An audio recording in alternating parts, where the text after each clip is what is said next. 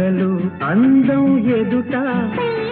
ఎదుటే వలచిన వనిత